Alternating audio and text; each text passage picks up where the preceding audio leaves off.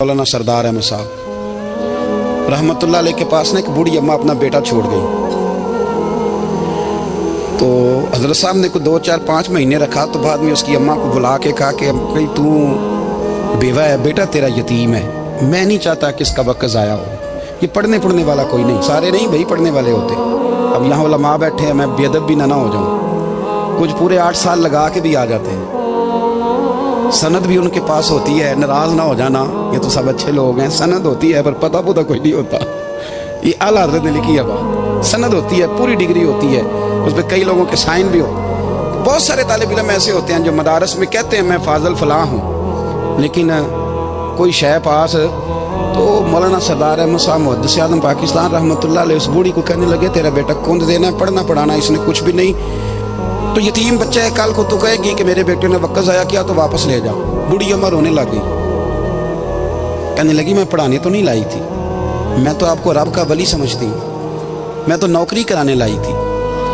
नौकरी हज़रत अनस बिन मालिक कहते हैं मेरी अम्मा भी हुजूर की बारगाह में दे गई थी। हुजूर की बारगाह में ये नहीं कहा था कि या रसूलल्लाह पढ़ा दें, हाँ हाँ मैं जिम्मेदारी से बात कर रहा हूँ। ये नहीं कहा था हुजूर मुजाहिद बना दें, ये थोड़ी कहा था कि या रसूलल्लाह सल्लल्लाहु तआला अलैहि वसल्लम से मुफस्सिर, मुहद्दिस, मुहक्किक, मुफ्ती बना दें। हज़रत अनस की अम्मा कह गई थी सोनिया जब तक ये रहेगा ना आपकी नौकरी करेगा, ये घर के काम काज करेगा, ड्यूटी करेगा, हुजूर ये आपकी नौकरी करेगा। तो मेरे महबूब ने फिर दुआ कर दी, अल्लाह इसे बरकत अता फरमा। तुम समझता है खिदमत वाला खाली रह जाता है? जितना जायका खिदमत वाले को मिलता है, जो उसके नसीब में आता है, वो किसी का नसीब कहाँ भाई। हज़रत अनस कहते हैं हुजूर ने दुआ कर दी बरकत की। मुझे तो खेती बाड़ी आती भी नहीं थी, पर लोगों के बाग में साल में 1 दफ़ा फल लगता था, मेरे बाग में 2 दफ़ा लगता था। हुजूर ने दुआ कर दी अल्लाह इसे औलाद दे। फरमाते हैं मेरे बेटे, मेरे पोते, मेरे नवासे, मेरी बेटियां, फरमाते हैं मैं जिंदा हूँ और मेरी 100 औलादें मौजूद हैं। परेशान हो गया 100 सुन के बच्चे 2 ही अच्छे, 100 औलादें मेरी मौजूद हैं। हज़रत अनस मौलाना सरदार अहमद साहब के पास ना छोड़ गई बच्चा, कहने लगी हज़रत जी मैं को पढ़ाने के लिए थोड़ा छोड़ गई हूँ, मैं तो इसलिए छोड़ के गई हूँ कि आप मेहरबानी करें खिदमत कराएं। तो हज़रत जी कहने लगे कोई ऐसा काम ही नहीं, खिदमत वाला क्या कराऊँ। कहने लगी पट्ठे पवा लिया करो जी। लड़ पेंदे ने, कहने बच्चे काम करते हैं मदरसे का। हालांकि अब कहाँ बच्चे काम करते हैं, अब तो गुजर गया दौर, अब तो बच्चे काम कराते हैं। अब बच्चे भी नाराज हो रहे हैं, घूर घूर के देख रहे हैं। सही पहना हूँ आपको, बच्चे काम कराते हैं, बच्चे कहाँ काम करते। कहने लगी ये चारा डाले करेगा आपकी भैंसों को। तो हज़रत ने उसको कहा कि बीबी चारा आप मेरी भैंसों को डालने के लिए मैंने बंदा रखा हुआ है, वो तू जा ले जा। कहने लगी हाथ बांध के हुजूर मेहरबानी करें, रख ले चारा डालेगा। और पुत्र तवज्जो से चारा डालना हज़रत की भैंसों को। रोने लगी, हज़रत ने रख लिया, महीने का खर्चा भी देते। शाम को ना वो सारा दिन काम करता, शाम को आके पैरों में भी बैठ जाता। हज़रत जी लाएं तेल थोड़ा सा, पैर ना दबा दूँ। 8 साल साथ वाले पढ़ते रहे, ये बेचारा नौकरी करता रहा। मेरा रूप भी नहीं तो मेरा रंग भी नहीं, वो मैनू यार मनान दा टंग भी नहीं। कभी कभी ना हज़रत बिलाल हबशी फारग होते ना तो नबी पाक की बारगाह में अर्ज़ करते हुजूर कोई काम तो नहीं, सारे हो गए, हुजूर जाऊँ ज़रा, चले जाते। एक दिन सलमान फ़ारसी कहने लगे या रसूलल्लाह ये बिलाल कहाँ जाता है। फरमाया जा देख के तो आ। हज़रत सलमान वापस आए तो आके रोने लगे, कहने लगे सोनिया जब यहाँ से जाता है ना तो जाके सैयदा फ़ातिमा की चक्की पीसनी शुरू कर देता, बीबी साहबा के काम करने लगता है, घर में जाके असनैन की ड्यूटी करता है, वहाँ भी काम यहाँ भी काम। वो चारा डालता रहा, उसने चारा डाला। हज़रत मुहद्दिस आज़म की भैंसों को दस्तार फजीलत का वक्त आ गया, सारे पगड़ियाँ सजा के आ गए, आज दस्तार होगी। ये ना पीछे होके बैठ गया, चूँकि पढ़ा ही नहीं था तो दस्तार का है कि दस्तार तो उसकी जो पढ़ेगा, हमने तो पढ़ा ही नहीं, हमने तो यार पढ़ा, घर पढ़ा, ड्यूटी करी। हज़रत मुहद्दिस आज़म रहमतुल्लाह अलैह के यहाँ जब ऐलान होने लगा ना कि अब दस्तार होगी, तो हज़रत ने पहला ऐलान उसका फरमाया। तो मजा वाला बंदा कपड़े भी कदी कदी बदल देना। वो कहते जिस हाल में भी था मैं पलट के देखने लगा कि पढ़ा पढ़ाया तो है, कोई शय नहीं, तो ये माजरा क्या है। पीछे से उठ के आए तो कहते हैं बाकियों की दस्तार किसी आलिम ने की, किसी सूफी ने की, लेकिन ये भैंसों को चारा डालने वाला जब आया तो मुहद्दिस आज़म ने फरमाया पगड़ी के बाल को कोई हाथ ना लगाए, ये सारी दस्तार मैंने करनी है। और फरमाते हैं हज़रत बाल भी देते जाते थे और आंसू भी बहाते जाते थे, माथा भी चूमते थे और फरमाते थे दस्तार के बाद चला तो नहीं जाएगा यार, मुझे तो इबादत भी नहीं रह गई, मुझे तो चाबियों को भी नहीं पता कौन सी कहाँ रहती है, جائے گا تو نہیں تو رو پڑا, کہنے لگا سونے جائے تو وہ جس کے پلے کچھ ہے ہو, آتا جاتا تو ہے کچھ نہیں, مجھے کس نے رکھنا ہے, میں نے کہاں جانا ہے, ادھر کہاں تو ادھر ہی رہوں گا. اس طالب علم کے سارے استاد بھائی کہتے ہیں اس نے دستار کرائی, پڑھا پڑھایا کچھ نہیں, پر جو مسئلہ اڑ جاتا تھا نا, وہ جو اڑ جاتا تھا نا, وہ جا کے اس سے پوچھتے تھے تو کتابیں کھولنے کی ضرورت نہیں پڑتی تھی. مولانا امجد علی صاحب اعظمی رحمۃ اللہ علیہ فرماتے ہیں یکدم اعلیٰ حضرت کا دروازہ کھلا, یہ بھی میرے اعلیٰ حضرت کی زندگی ہے, اسے بھی دیکھ, یکدم دروازہ کھلا تو بوڑھے امام کے پیروں میں جوتا کوئی نہیں, اور اعلیٰ حضرت سر پٹ دوڑے. میں قریب گیا, میں نے کہا حضور میں صدقے جاؤں, کہاں جا رہے ہو؟ کہنے لگے کسی نے بتایا میرا مرشد کا بیٹا ریلوے اسٹیشن سے گزرنے والا ہے, امجد علی دیر نہ کر یار, کہیں شہزادہ ناراض نہ ہو جائے, میرے مرشد کا بیٹا, میرے شیخ کا پوتا, یار ذرا جلدی کر.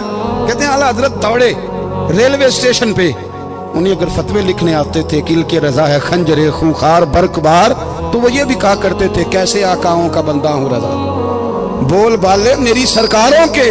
دوڑے گئے ریلوے اسٹیشن پہ, اور بوڑھے شیخ صدر الشریعہ کہتے ہیں میں نے کہا حضور میں نہ چلا جاؤں؟ کہنے لگے نا پتر, میں نے بڑا نمک کھایا اس گھر کا, میں نے بڑی نوکری کری ہے, میری اپنی ڈیوٹی ہے, تمہاری تو نہیں نا. میرے شیخ فرماتے ریلوے اسٹیشن پہ حضرت کھڑے ہیں, تو ایک مسافر اترتا, اس کے قریب جاتے ادب سے سلام لیتے تو کہتے ماریرا شریف سے تو نہیں کوئی آیا؟ کہتے وہ مسافر گزر جاتا, دوسرا آتا تو پھر قریب جاتے, کہتے وہ اس کے آستانے سے تو نہیں آئے, ادھر سے تو نہیں کوئی آیا. کہتے سارے گزر گئے, جن مسافروں نے اترنا تھا اتر گئے, ٹرین چل پڑی. تو میں نے کہا حضور کسی نے آپ کو غلط اطلاع دی تھی, شہزادے تو آئے نہیں. کہنے لگے یار اطلاع غلط تھی یا ٹھیک تھی, پر یہاں تک آنے کا مزہ بڑا ہے. آپ سمجھ سکتے ہیں اعلیٰ حضرت کے دو بیٹے ہیں, حجت الاسلام مولانا حامد رضا خان صاحب اور مفتی اعظم عالم اسلام. دونوں شہزادے اتنے بڑے شہزادے تھے کہ دونوں اپنے اپنے وقت کے سب سے بڑے مفتی ہوئے. یہ بھی تو میرے اعلیٰ حضرت ہیں نا, اس کو بھی تو ذرا سمجھو نا. خشکی اور پھر خشکی اور پھر خشکی. ایک دن پیر صاحب نے کہا, نوری میاں صاحب کہ احمد رضا یار وہ بھینسیں رکھی ہوئی ہیں تو ان کو نا گیدڑ آ کے تنگ کرتے ہیں, تو دو کتے مل جائیں نا کبھی, تو چلو رات کو پہرے داری کریں گے, دو کتے مل جائیں. میں اکثر سوچتا ہوں کہ اعلیٰ حضرت و عالم تھے, ان کا کتوں سے کیا لینا دینا. حضرت جی آپ نے کتوں کی بات کرنی تھی تو کسی دنیا دار سے کرتے, دو کتے مل جائیں تو ذرا جانوروں کی دیکھ بھال کریں گے. فرمایا حضور سویرے ہی آ جائیں گے. بھئی آپ کا تو یہ شوگر لینی, تو آپ کہاں سے لائیں گے؟ دن چڑھا تو دونوں بیٹوں کے گلے میں رسیاں ڈالی. اعلیٰ حضرت کو صرف آپ فتوے کی روشنی میں دیکھتے ہیں, آپ کو اس شخص کے درد کا نہیں پتا, اس کے ذائقے کا نہیں پتا, وہ کس سٹیج کا آدمی ہے, سٹیٹس کیا ہے طریقت میں, شریعت میں, عشق میں. دونوں شہزادوں کے گلوں میں رسیاں پکڑا ہوا ہے. تو نوری میاں صاحب کہتے ہیں میں چارپے پہ بیٹھا تھا تو نیچے بٹھال دیے دونوں بچے. میں اٹھ کے کھڑا ہو گیا, میں نے کہا مولانا یہ کیا؟ کہنے لگے حضور ڈیوٹی بھی کریں گے اور روٹی بھی نہیں مانگیں گے. جنہ تنا وچ عشق نہ رچیا کتے نہ تھی چنگے, مالک دے کر راکھی کر دے صابر بھوکے ننگے. کدھر گیا ذوق, کدھر گیا وہ درد. اور پھر جب باری آئی رسول اللہ کے پیار کی, جب باری آئی نبی پاک کی محبت کی, تو پھر فاضل بریلوی کا قد اگر لکھنے میں کمال ہے نا, تو محبوب کے پیار کرنے میں بھی کمال ہے. انہوں نے نا ساری زندگی, یعنی ساری زندگی یہ کہہ کے گزار دی کہ عشق تیرے صدقے جلنے سے چھٹے سستے, جو آگ بجھا دے گی وہ آگ لگائی ہے. ایک سید صاحب تھے, مکان بن رہا تھا اعلیٰ حضرت کا, تو سامنے نا بالکل لائبریری تھی. تو جب مکان بن رہا ہوتا ہے تو تب سارے مستری مزدور اندر ہی ہوتے ہیں, تو سب کا آنا جانا تھا, سب لوگ آتے جاتے تھے بلا جھجک. تو وہ سید صاحب بھی ایک دن آ گئے, سامنے لائبریری میں ملے, پھر چلے گئے. کچھ دنوں کے بعد گھر مکمل ہو گیا, اب عورتیں بھی آ گئیں. تو شاہ جی کو پتہ نہیں تھا, وہ پرانا ہی ماحول سمجھ کے نا, مولانا ظفر الدین بہاری کہتے ہیں پرانا ہی ماحول سمجھ کے تو اندر آ گئے.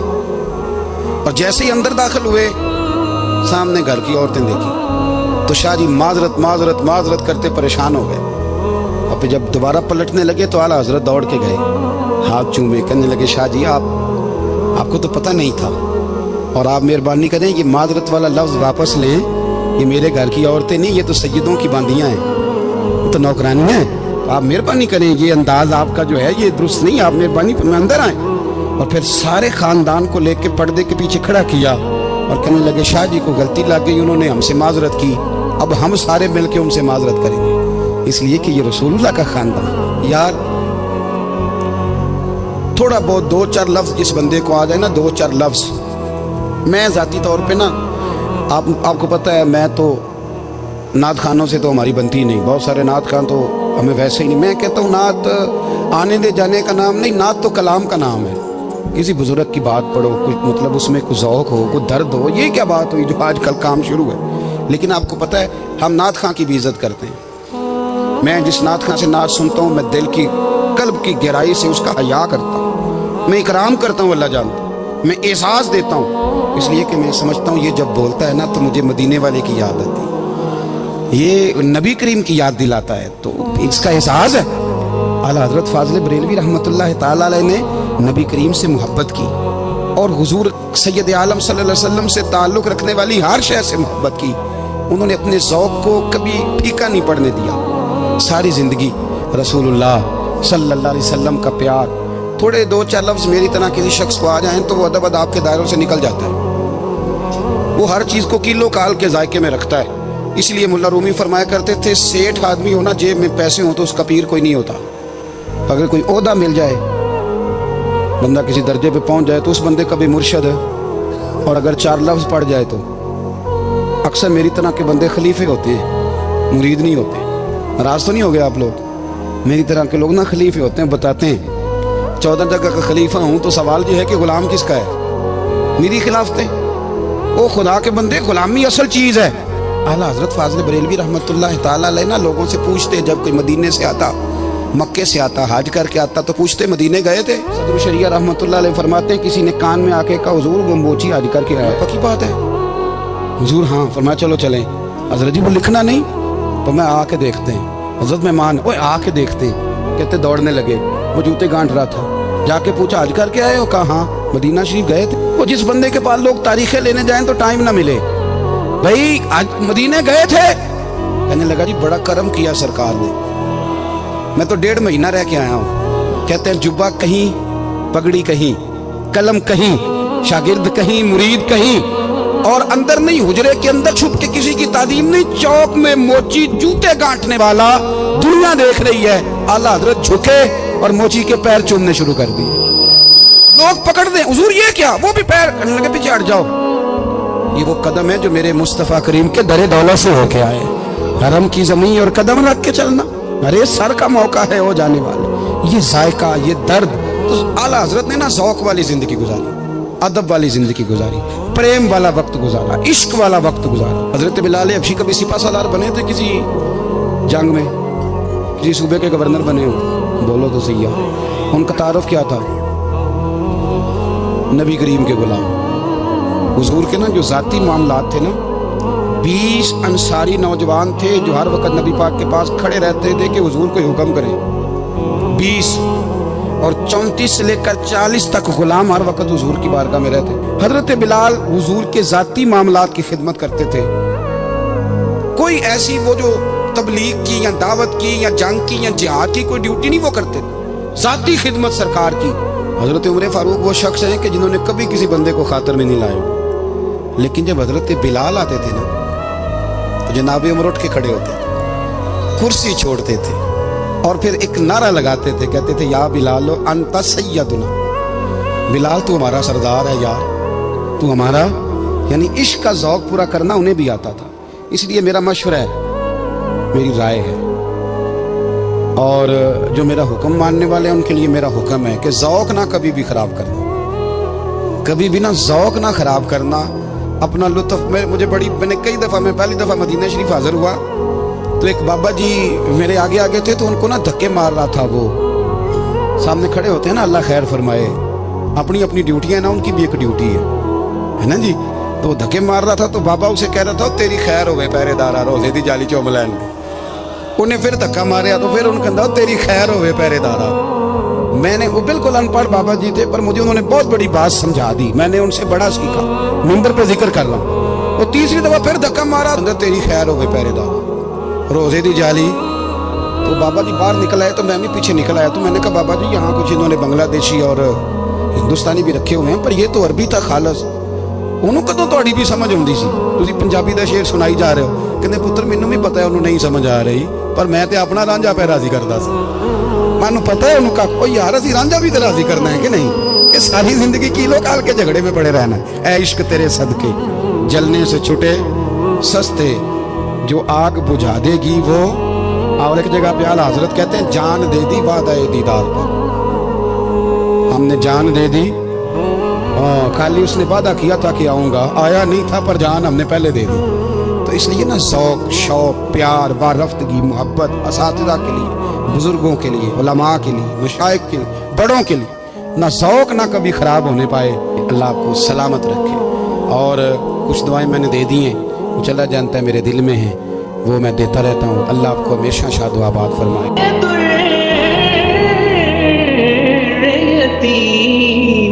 یہ تیرا کام ہے اے آمینہ کے در یتیم, ساری امت کی شفاعت تن تنہا کرنا, ساری امت کی شفاعت تنہا کرنا, مجھ پہ بھی چشم کرم.